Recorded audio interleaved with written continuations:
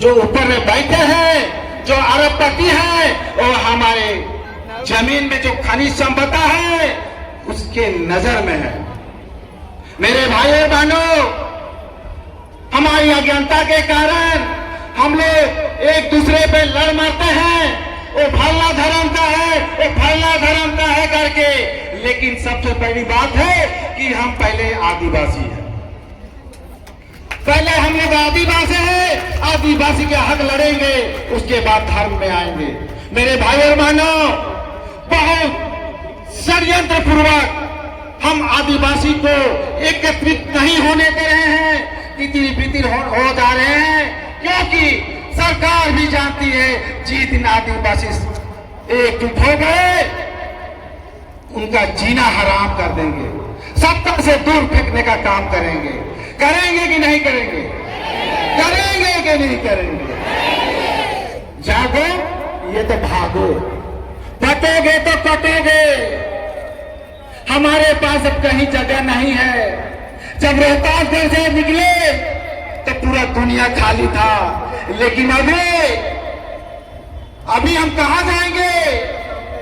सिर्फ बंगाल का खाड़ी, सिर्फ पानी दिख रहा है। बंगाल की खाड़ी में जाने का आवश्यकता है क्या? फिर से जाएंगे? लेकिन हमको, हमारे समाज को एकजुट होकर एक मंच में आने की आवश्यकता है और एकजुट होकर लड़ाई लड़ना होगा, तितिर बितिर नहीं होना है।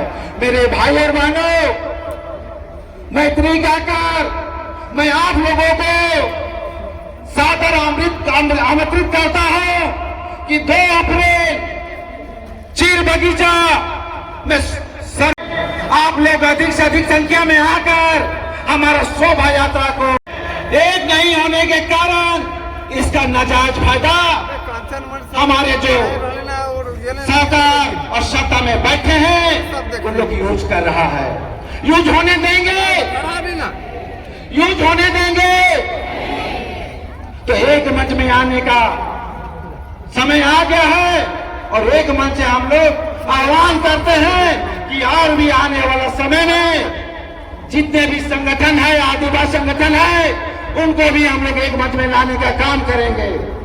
मेरे भाई और बहनों, किसी की बहकावे में, किसी की कहने में हम लोग को विचलित नहीं होना है कि उफालना जायज करे के उफालना जायज करे के में विचलित न के होए।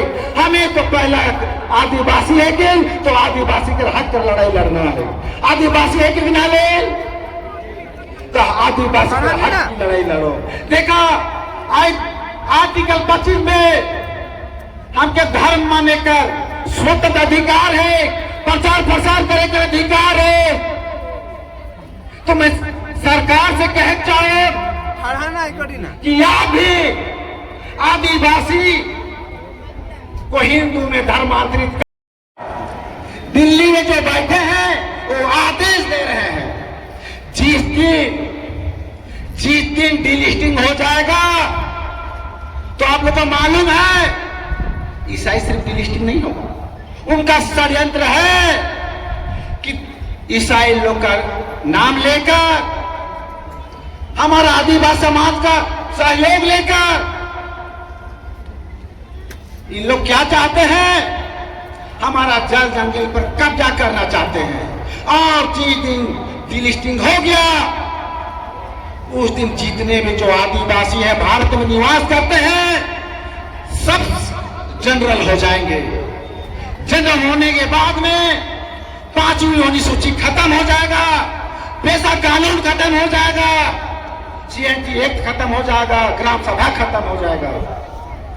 आप बोलिएगा कि मैं वार्ड पंच लड़ूंगा, वार्ड पंच भी नहीं लड़ पाएंगे, सरपंच भी लड़ नहीं पाएंगे, विधायक भी नहीं लड़ पाएंगे, ना लोकसभा में आप सांसद बन पाएंगे। इसलिए मैं बार बार कहता हूं कि हम लोगों को एकजुट होने की आवश्यकता है, एक होकर एक मंच में लड़ने की आवश्यकता है और लड़ेंगे, लड़ेंगे, जीतेंगे, लड़ेंगे, जीतेंगे। एक